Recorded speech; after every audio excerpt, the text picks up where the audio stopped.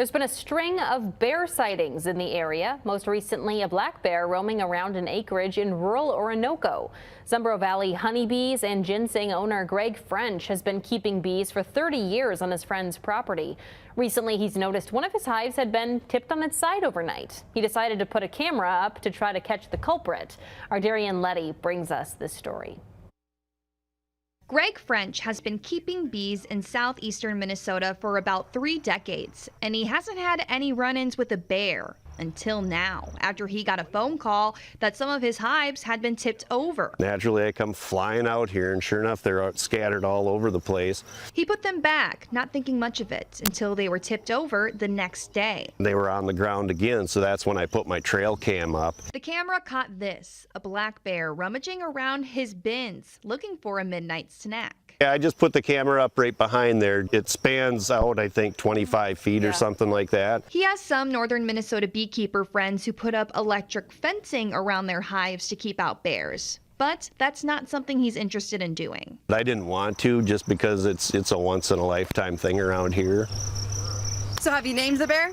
Yeah, we decided to call him Bruce. That's a good name. Yep, I think so.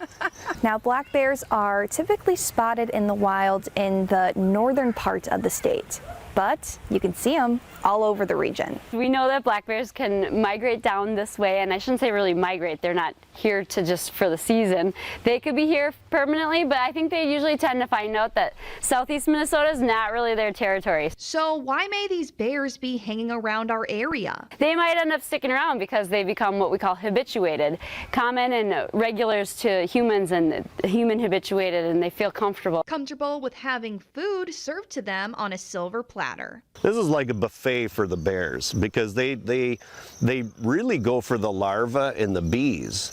The honey's kind of like ice cream for them. They have eyes that can see, but the nose is better, and they can smell the honey. They also, once they get to a beehive, can eat thousands of bees at one time. There's minor damage to his hives, but French says his bees will continue to produce honey, so he's letting nature do its thing. I'm just going to keep managing the bees. You know, let them do their thing. That's all you can do. Darian Leddy, KTTC News. Oxbow naturalists say if you come across a black bear, stand tall, yell at the bear, and do not run away with your back turned from the bear. So some advice there for you.